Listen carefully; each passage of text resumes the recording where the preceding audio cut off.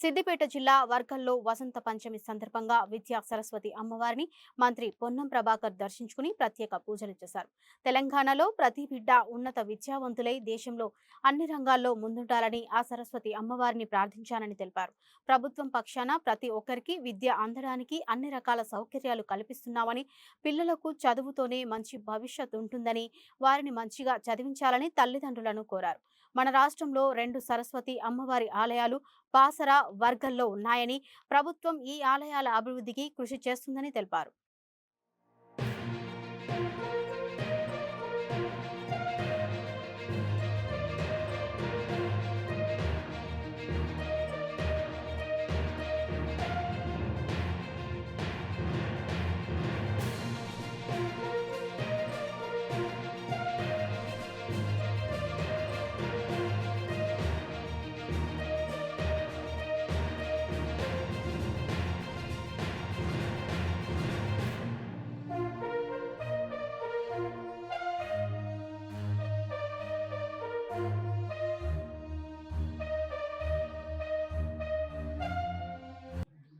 అమ్మవారిని ప్రార్థించడం జరిగింది. తెలంగాణలో ప్రతి ఒక్క బిడ్డ ఉన్నత విద్యావంతుడై తెలంగాణ అభివృద్ధిలోతో పాటుగా దేశంలో కూడా మన తెలంగాణ బిడ్డ అన్ని రంగాల్లో ముందుండే విధంగా సరస్వతి కటాక్షం ఆశీర్వచనం ఇవ్వని అమ్మవారిని ప్రార్థించినారు.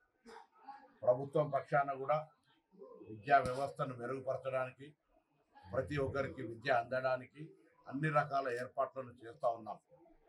ప్రతి తల్లిదండ్రి కూడా ఈరోజు విజ్ఞప్తి చేస్తూ ఉన్నాం. అమ్మవారి సమక్షంలో దండం పెట్టి అందరికీ విజ్ఞప్తి చేస్తాను. ఒక విద్యార్థి నాయకుడిగా, తెలంగాణ ప్రభుత్వంలో మంత్రిగా, మీరు ఒక పూట శ్రమపడ్డ తల్లిదండ్రులుగా పిల్లలను చదివిపించడానికి ప్రత్యేకమైనటువంటి శ్రద్ధ తీసుకోండి. అక్షరాభ్యాసం నాటున్నటువంటి శ్రద్ధ తదుపరి విద్యా బోధన సందర్భంగా కొద్దిగా కష్టమైనప్పటికీ కూడా పిల్లల భవిష్యత్తు విద్యతోటే ఉంది. ఏ ఆస్తి ఉన్నా ఎప్పుడైనా పోతుంది, కానీ విద్యకు సంబంధించిన ఆస్తి ఎప్పుడు పోదు. కాబట్టి ఈ సరస్వతి అమ్మవారి కటాక్షం ఉంటుంది. మన దగ్గరనే తెలంగాణ లాంటి బాసరా, ఇటు వర్గాలు 2 సరస్వతి అమ్మవారు మన ప్రాంతంలో ఉన్నాయి. ప్రభుత్వం తరఫున కూడా ఈ దేవాలయాల అభివృద్ధి కానీ, లేదా దేవాలయాలకు సంబంధించినటువంటి విద్యాలయాల అభివృద్ధికి సంబంధించి అన్ని రకాల చర్యలు తీసుకుంటా ఉన్నాం. ఆదర్శ ఇందిరమ్మ ఆదర్శ పాఠశాలల కింద కావచ్చు, లేకపోతే నూతన నియామకాలు కావచ్చు, వారికి సంబంధించిన మౌలిక సదుపాయాలు అన్ని రకాలుగా చేస్తూ ఉన్నాం. ప్రజలు దీన్ని అర్థం చేసుకొని వినియోగించుకొని ప్రతి ఒక్కరు కూడా తెలంగాణలో చదువుకోలేదు, చదువు రాదు, చదవలేక ఆర్థికంగా ఇబ్బంది పడుతున్న వాళ్ళందరి కొరకు కూడా గురుకులాలు ఎక్కడైనా ఎవరైనా చదువుపించలేక ఇబ్బంది పడకండి. బాల్య కార్మికులుగా చైల్డ్ లేబర్గా పంపే ప్రయత్నం చేయకండి. అందరినీ ఘనంగా అమ్మవారి ఆశీర్వచనం ఉంటుంది. వారందరూ కూడా గట్టిగా కష్టపడి చదివి అందరు ప్రయోజకులు కావాలని అమ్మవారు ప్రార్థిస్తారు.